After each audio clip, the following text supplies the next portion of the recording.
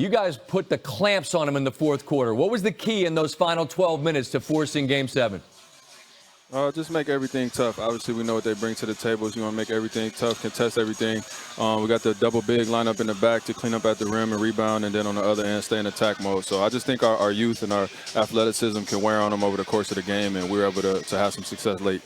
Speaking of the double big, I didn't know that I was going to ask you about Steven Adams, but the big fella tonight, a season high in minutes. He made a bunch of his free throws, but how do you quantify, Fred, what that man brings to the table? You're young. That man's played more than 70 playoff games. Okay. You all right? That's the youth right there. Tell him, don't hurt the man that just scored 29. Back to what it is. Man, yes. What is it that Steven brings to the group as best as you can describe it? Man, he's the ultimate man. He's just an enforcer down there. He's like a big caveman in this era of small basketball. He's an old big, just roughing everybody up. Man, he's impacting us on another level, historical level, honestly. Made his free throws tonight. And, yeah, we're going to play him till he dies out there. So we got to get him some rest, get big fella back, get him hydrated, get him a big steak, and let him get some sleep. We got to do it again.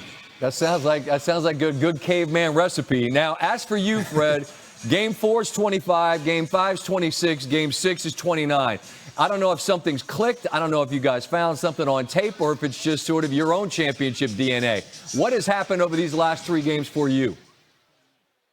Just making shots, continue to be aggressive, find a rhythm, understanding, trying to take what the defense is giving. Then once I'm in the rhythm, obviously, I'm able to have some success. Teammates setting good screens, finding me in good spots, and just being able to step up and knock down shots and give us that boost offensively that we've been needing. So, got to do it again.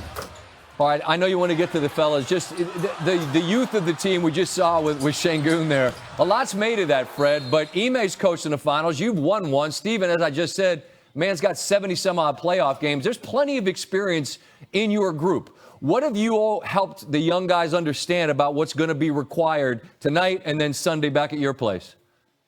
No, just focus, just ultimate focus, attention to details, staying on those guys, cracking the whip as much as we can, let them not getting carried away. So I got to go in there and tell them we didn't do anything yet, calm them down, and we got to get back, get some rest, and get ready to do it again. So just trying to keep composed and confident, but also, making sure we stay locked in.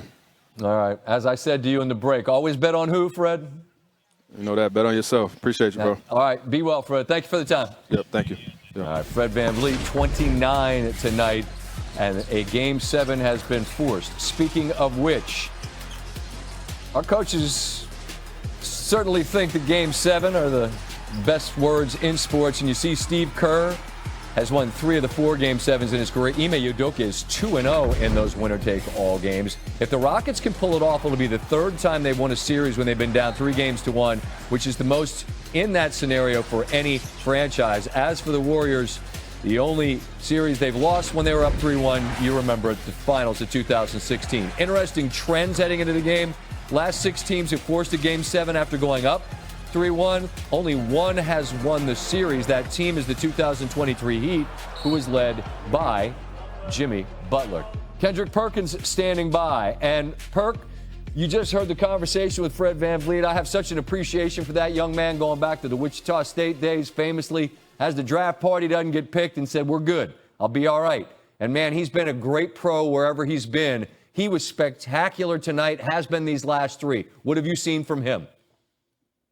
Well, you see, we're witnessing that championship leadership, Scott, all across the board. In a game like tonight, you have a young Rockets team going on the road, and all of a sudden, Fred, the floor general, the leader, sets the tone all across the board. 3rd game straight with 25 plus or more, but he's doing it and getting it done in all ways, right? We see the assists, we see the rebounds, but we also see him keeping his composure, which is rubbing off on the rest of the young guys to stay engaged and stay true to their identity. To their identity, and that's the defensive side of things, Scott. Tonight, the Warriors were horrible offensively because of the culture and the defensive intensity that the Rockets came out with, which was a huge win, man. A huge win all across the board. Great minutes from Thompson. Great minutes from Dylan Brooks. But Steven Adams was a force all across the board. Him and Şengün was punking them in the paint. I don't know if Golden State have an answer for it. And shout out to Ime Udoka for staying true to himself and playing that double big lineup. It was a beautiful thing to see. I have to imagine, given who you were, your identity in this league, you know, bringing that lunchbox and getting in the paint and doing all the dirty work. I mean, Adams, you heard Fred raving about what he brought. That's a season high in minutes. You said it, Perk. I don't know what answer Golden State invents between now and Sunday night for the Şengün Adams double big lineup. What do you do? Pray. And look, I'm gonna take always every day. Scott, I'm gonna take a little credit here. Now, I actually raised Steven Adams as a rookie in Oklahoma City. But you think Steven Adams is worried about physicality? No. You know what Steven Adams, you know what he does in the offseason? He go back to New Zealand and he go hunting for wild hogs with no shoes, no socks on. This is nothing to him. You think he's scared to stepping up to the free throw line and making some shots? But man, just them being a force on the offensive glass. And Şengün, I can't say enough about him. I call him Baby Jokic, filling up the stat sheet all across the board. Draymond Green, the former defensive player of the year, a guy that was up for it this year, he needs to show up and show out and do something, because right now he's not helping Jimmy or Steph or the Golden State Warriors. And maybe, in my opinion, Steve Kerr may have dropped the ball a little bit by losing Jonathan Kuminga, by not playing them in the play-in tournament and not playing them in this series, because his athleticism and size is needed right now. That's interesting. I wonder if you could just try to turn that light on for Game 7. It's a little too. Seems like it's too late for this particular series, and I don't know if it's too late for Golden State, Perk. And I mean, I would never just dismiss who they have and what they've done as a group. But you look at that Game 5, Perk, right, where Houston jumps them early, up like 40-something to 24 in the first quarter. And at that point, if you're Golden State, you knew you had Game 6 in your back pocket. We can go home. We can get that. Well, now they don't have that. Now they've got to rally. And I don't know how they do it. This feels like a Houston team that's about to punch a ticket to make it to the semis. Do you see the same thing? I'm feeling the same energy as you, Scott. And you're right, that Game 5, what it did was it gave the Rockets confidence, especially the young fellas. You got to think, you know, Tari Eason, he wasn't shooting the ball well. Thompson twin wasn't shooting the ball well. All of a sudden in Game 5, they started knocking down shots. They started getting their swag, and all of a sudden they're comfortable coming into your house, which we saw this tonight. Like, they're like, hold on. So we could attack y'all, and y'all not going to impose y'all will and not bring the physicality? I just don't know what else Golden State could do. Maybe Steve Kerr make an adjustment and try to bring in an old vet, a champion, in Kevon Looney. And I don't even know if that's going to cut the mustard at this point. You got to give Houston the credit that they earned. It's a two-point game in the fourth quarter in a building that can be great. And, man, it was dead quiet those last 5 or 6 minutes because VanVleet, Adams, Şengün, that whole group led by Udoka setting the tone. I'm with you, Perk. Stunning is not the right word because this is a 2 seed for a reason. But I don't think a lot of people saw this one coming. I appreciate you, Perk. We'll carry on next week with whoever comes out of this one, okay? All right, thanks, Scott. Appreciate you. I appreciate you as well. We say goodbye to Perk for the moment. Mình sẽ đi vào chi tiết mình sẽ tô con gấu tuyết. Mấy giờ đồng nghĩa? Cái gì cơ? Giờ 12 tém.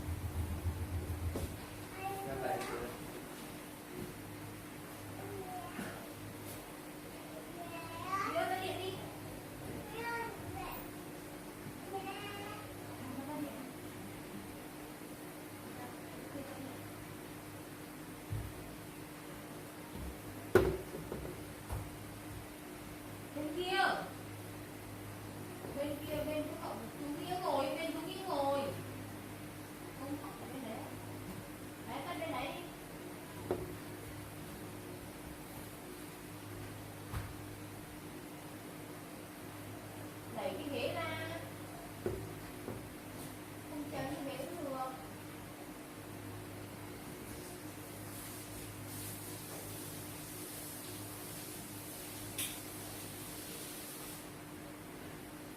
Thôi được rồi, tắt cái đấy đi. Tắt đi. Thôi đi ra đây.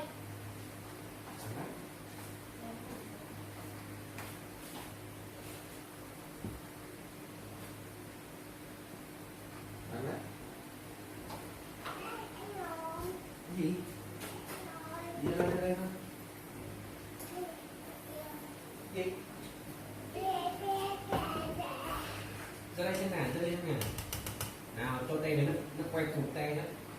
Ra đây.